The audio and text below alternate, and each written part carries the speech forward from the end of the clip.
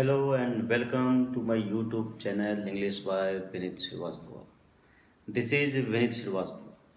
आज हम कंपटीशन के एग्जाम्स के हिसाब से रिलेटिव प्रोनाउन और इसके एरर्स के बारे में देखेंगे कि रिलेटिव प्रोनाउन क्या होता है, रिलेटिव प्रोनाउन में किस तरीके के एरर्स आते हैं और कहाँ पर हमसे मिस्टेक्स हो जाती है। तो इस तरीके की प्रॉब्लम्स को हम आज देखेंगे रिलेटिव प्रोनाउन में।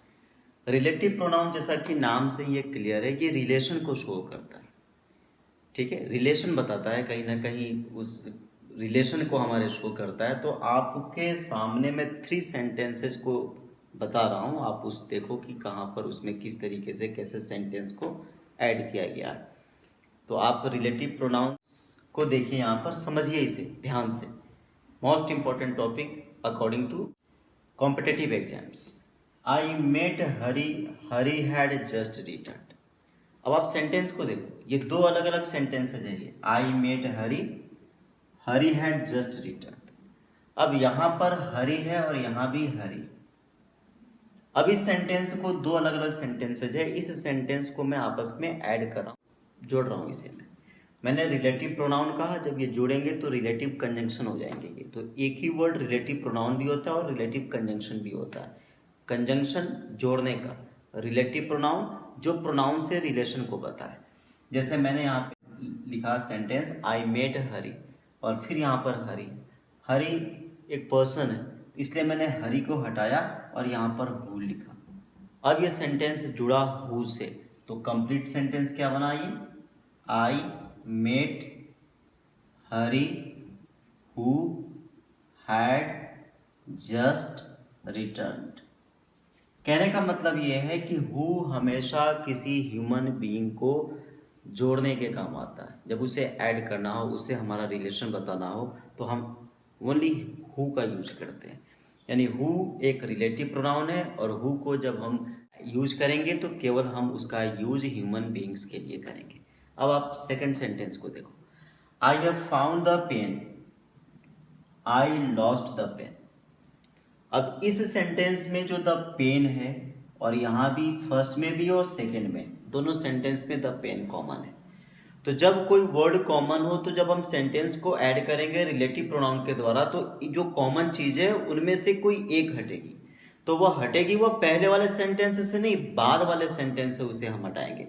जैसे इस सेंटेंस को मैं जोड़ूंगा, I have found the pen which I lost.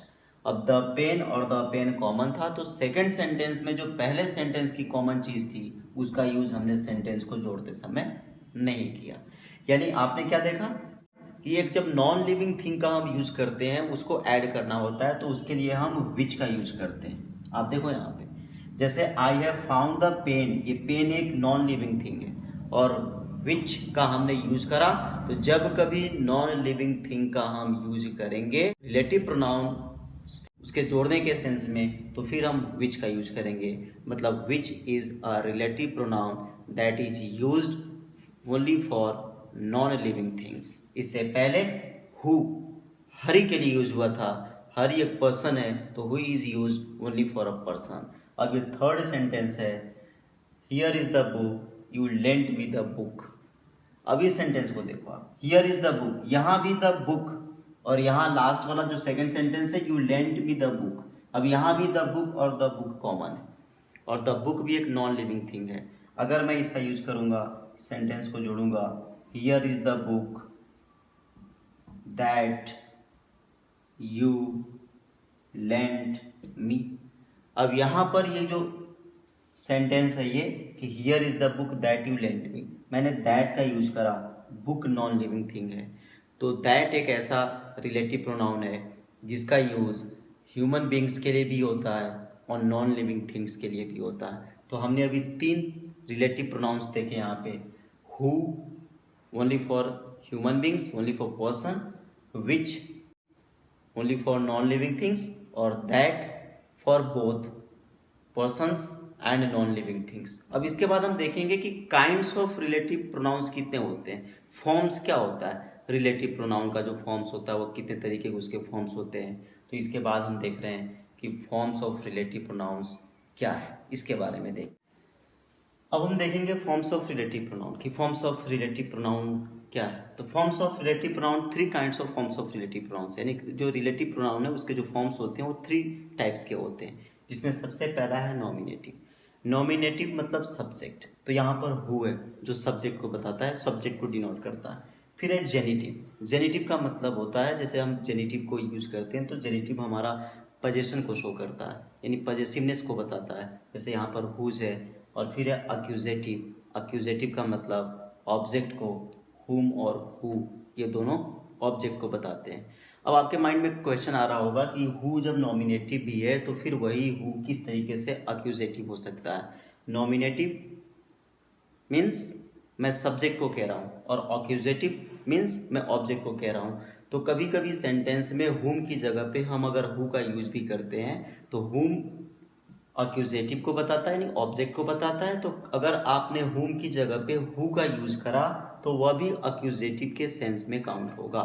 और वैसे अगर हु तो नॉमिनेटिव रिलेटिव प्रोनाउन के रूप में ही आता है। तो ये मैंने आपको बताया। अब आप तीनों के एग्जाम्पल्स देखोगे तो आपके समझ में आ जाएगा। मैं पहला हु को एक एग्जाम्पल देके बता रहा हूँ आपको। जैसे this is the boy who work hard. अब यहाँ पर मैंने बॉय के लिए जो एक पर्सन है उसके लिए मैंने हु का यूज करा। तो यहाँ पर जो हु है वह किस सेंस में, नॉमिनेटिव के सेंस में। ये नॉमिनेटिव मतलब एक सब्जेक्ट को बता रहा है तो इसलिए नॉमिनेटिव हो गया। इसी सेंटेंस को मैं दूसरे तरीके से अगर हुज के बारे में लिखता हूँ, जैसे this is the boy whose exercise is good. मैंने अभी क्या बताया था आपको, जेनिटिव। जेनिटिव क्या करता है, तो ये पोजीशन बताता है। तो आप इस सेंटेंस को देखोगे यहाँ पे हुज का यूज करा, तो हुज यहाँ पर किसके, तो उसके बॉयज के, उस लड़के के पोजीशन उसके के बारे में बता रहा है। जैसे this is the boy whose exercise, तो यहाँ पर जो हुज एक्सरसाइज है इससे इसका जेनिटिव हो रहा है, मतलब एक तरीके से पोजीशन बता रहा है उसका। और एक और सेंटेंस देखो आप अक्यूजेटिव के सेंस में, जैसे मैंने लिखा कि this is the boy whom I teach। अब यहाँ पर जो मैंने सेंटेंस लिखा कि this is the boy whom I teach, तो यहाँ पर जो मैंने whom वर्ड यूज करा है वह अक्यूजेटिव के सेंस में यूज करा है, यानी ऑब्जेक्ट के सेंस में यूज करा है। आप यहाँ पर whom की जगह पर who भी लिखोगे तो भी वह अक्यूजेटिव होगा, क्योंकि कभी कभी हम who को दोनों तरीकों से यूज कर सकते हैं, नॉमिनेटिव के सेंस में भी यानी सब्जेक्ट के सेंस में भी, और अक्यूजेटिव के सेंस में भी, मतलब उसे हम ऑब्जेक्ट के सेंस में भी यूज कर सकते हैं। तो और इसके बाद हम देखेंगे कि किस तरीके से हम रिलेटिव प्रोनाउन का यूज करते हैं, और फिर उसमें देखेंगे कहाँ पर हमसे एरर्स हो सकते हैं, किस तरीके से मिस्टेक्स हमसे क्वेश्चन को सॉल्व करते समय किस तरीके की हम वहाँ पर मिस्टेक करते हैं, इसके बारे में देखेंगे। अब हम देख रहे हैं कि use of the relative pronouns, कि रिलेटिव प्रोनाउंस का हम कहाँ पर कैसे किस तरीके से यूज़ करते हैं और कहाँ पर एरर्स की पॉसिबिलिटी रहती है, कि कहाँ पर हमसे गलती हो जाती है, कहाँ पर हम ध्यान नहीं दे पाते और हमसे गलती हो जाती है। तो बहुत ही इम्पोर्टेंट टॉपिक है, आप इसको देखें। ये use of the relative pronouns में सबसे पहला है हु, और हु के बारे में मैंने आपको बताया कि who is used only for human beings. अगर हमारे सेंटेंस में हु ह्यूमन बीइंग्स है और उसके लिए हु का यूज़ ना हो करके किसी और वर्ड का यूज़ है, तो वहाँ पर हो सकता है उसमें कोई मिस्टेक है, तो वहाँ पर हमें देखना पड़ेगा। तो हु का जब भी हम रिलेटिव सेंस में यूज करते हैं तो यह जो का सेंस देता है, और यह हमेशा ह्यूमन बीइंग्स के लिए यूज होता है। फिर उसके बाद है विच। विच भी जो का सेंस देता है, जो का। जैसे मैंने इसके लिए एक एग्जांपल में बोला हूँ, this is the man who is my neighbour, तो यहाँ पर हु का यूज़ मैंने मैन के लिए करा। और यहाँ पर मैंने एक सेंटेंस बोला, this is the pen which I lost, यह पेन नॉन लिविंग थिंग है, तो मैंने विच का यूज करा जो के सेंस में। तो फिर यहाँ पर नॉन लिविंग थिंग्स के लिए हम विच का यूज करते हैं। फिर यहाँ पर है हुज।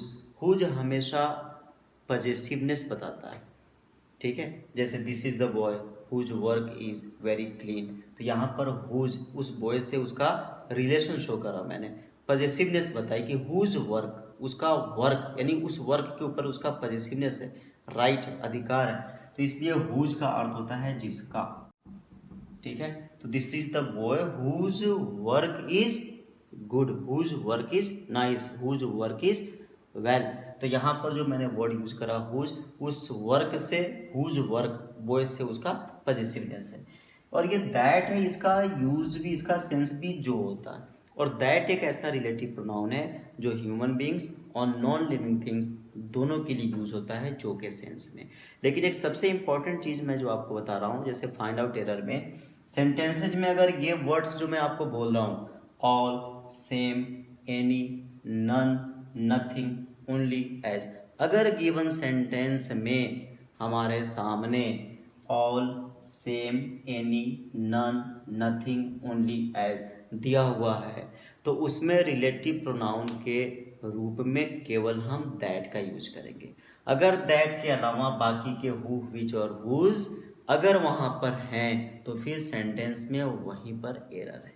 कहने का मतलब है कि जिस सेंटेंस में all, same, any, none, nothing, only, as अगर ये चीजें हैं, इनमें से कोई सा भी एक वर्ड है और फिर वहां पर अगर दैट नहीं है तो सेंटेंस में एरर है, क्योंकि ये इन वर्ड्स के बाद हमेशा सेंटेंस में दैट का यूज ही करते हैं। ठीक है, और आप ओल्डर इंग्लिश ग्रामर में देखोगे तो बट का यूज भी हम रिलेटिव प्रोनाउन के रूप में करते हैं, लेकिन जब बट आएगा तो केवल वह नेगेटिव सेंटेंस में ही आएगा और एक सिंगल बट ये हु का काम भी करेगा, विच का, हुज का और दैट का। लेकिन कंडीशन क्या है, वह नेगेटिव सेंस में, नेगेटिव सेंटेंस में यूज होगा। जैसे यहाँ पर एक एग्जांपल है, there is no man but wishes to live, कोई भी ऐसा इंसान नहीं है जिसके जीने की इच्छा नहीं है। मतलब ये सेंटेंस नेगेटिव है और नेगेटिव सेंटेंस में हमने बट का यूज करा, यानी बट एक ऐसा वर्ड है जिसका हम यूज रिलेटिव प्रोनाउन में कर सकते हैं और एक सिंगल वर्ड का यूज हु, विच, हुज और दैट के रूप में कर सकते हैं, but on only one condition, and that is the sentence should be in negative sense. अगर वह नेगेटिव सेंस में है जभी, बाकी इन फोर के लिए ऐसी कोई कंडीशन नहीं है नेगेटिव और पॉजिटिव की। बस आपको ध्यान क्या रखना है, who is used only for human beings, which is used only for non-living things, whose shows possessiveness for human beings, or that is used for both human beings and for non-living things। अब इसके बाद हम देखेंगे compound pronoun क्या होता है। Compound pronoun के बारे में हम देखेंगे कि क्या है, तो कंपाउंड प्रोनाउन किसे कहते हैं, किस तरीके के वर्ड्स को हम कंपाउंड प्रोनाउन कहते हैं। और अब हम देख रहे हैं कंपाउंड रिलेटिव प्रोनाउंस किसे कहते हैं। कंपाउंड रिलेटिव प्रोनाउंस क्या है, जितने भी रिलेटिव प्रोनाउंस होते हैं अगर उन रिलेटिव प्रोनाउंस में हम एवर, सो और सो एवर जोड़ दें, मेरी बात को ध्यान से समझो, जितने भी रिलेटिव प्रोनाउंस होते हैं उन रिलेटिव प्रोनाउंस के एंड में अगर हम एवर, सो एवर जोड़ दें तो वह बन जाता है कंपाउंड रिलेटिव प्रोनाउंस।